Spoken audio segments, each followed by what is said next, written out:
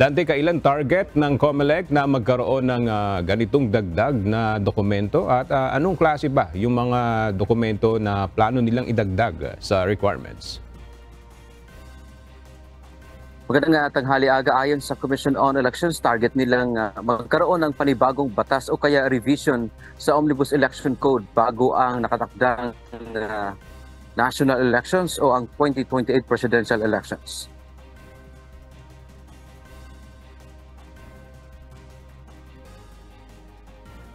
Paliwanag ni Chairman George Erwin Garcia, limitado kasi yung kanilang trabaho o requirement ngayon pagdating sa Certificate of Candidacy o COC na mga tatakbo sa halalan. Hindi nila maaaring higpitan, halimbawa kahit ayaw nila na gumagamit ng illegal na droga, ang isang tatakbong kandidato ay hindi nila pwedeng pigilan dahil wala naman itong batas o panuntunan.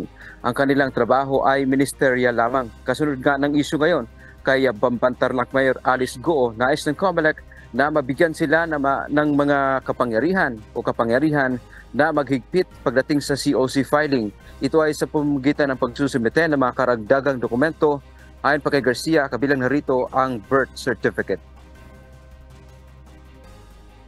Ang COMELEC, kung gusto maghigpit, ay aasa na may maipapasa na batas kung magpapasabit tayo ng mga dagdag na requirements sa ating pong certificates of candidacy.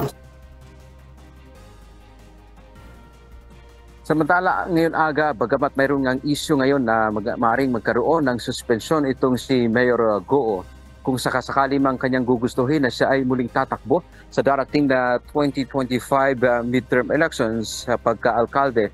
Paliwanag ng COMELEC, maaari pa namang muling tumakbo si Goo sa pagka-alkalde dahil yung kanyang kaso ngayon na kinasasangkutan ay wala pa namang pinal na desisyon dito ang korte na magresulta sa kanyang tuluyang pagka-diskwalipika. So ang sinasabi dito ng COMELEC, kung nais si Goong tumakbo, ay maaari pa naman siyang tumakbo muli sa kanyang posisyon bilang alkalde.